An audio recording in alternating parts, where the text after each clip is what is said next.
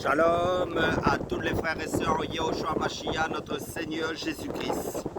Je suis le frère Céa de l'île de la Réunion, je suis docteur enseignant de la parole de Dieu en Yehoshua Mashiach. Nous sommes le dimanche 14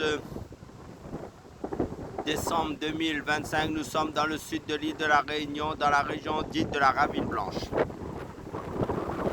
Ce matin, nous faisons que parler de la parole de Dieu, de partager la parole de Dieu. Donc, je vais prendre le passage selon Genèse chapitre 4, verset 9 à 10, qui nous dit « L'Éternel dit à Caïn, qu'as-tu fait? La voix du sang de ton frère crie de la terre à moi. » Et je prends notre passage selon l'évangile de Jean chapitre 18, verset 35, qui nous dit « Pilate dit à Jésus, ta nation et les principaux sacrificateurs t'ont livré à moi. Qu'as-tu fait? » Le thème c'est « Qu'as-tu fait ?» Caïn et Abel sont les deux premiers fils d'Adam et Ève. Caïn a offert à Dieu le fruit d'un sol maudit.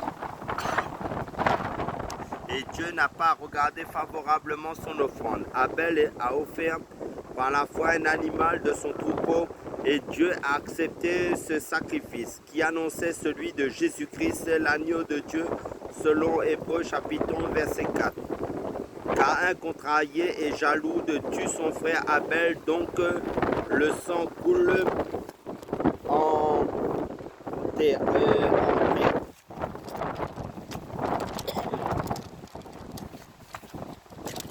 Donc Dieu pose alors à Caïn la question suivante.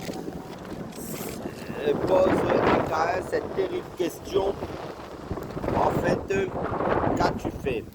Plus tard, Jésus se tiendra devant le gouverneur romain Ponce Pilate et occupera la position de l'accusé. Pilate, celle du juge.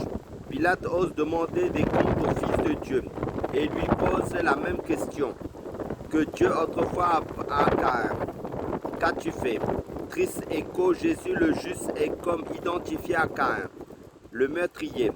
Mais lui ne se défendra pas, car il fallait qu'il aille à la croix. Bientôt, Pilate va se laver les mains, espérant dégager sa responsabilité. Il livre Jésus à ses ennemis. Ceux-ci vont le crucifier et après sa mort, un soldat transpercera son côté avec sa lance. Le sang du Fils de Dieu coulera de son côté percé. Mais le message que proclame le sang de Jésus est tout autre que celui d'Abel. Selon Hébreux chapitre 12, verset 24. Celui d'Abel réclamait vengeance, celui de Jésus a une valeur infinie aux yeux de Dieu. Il peut faire grâce à tous ceux qui se repentent parce que Jésus a fait la paix par le sang de sa croix.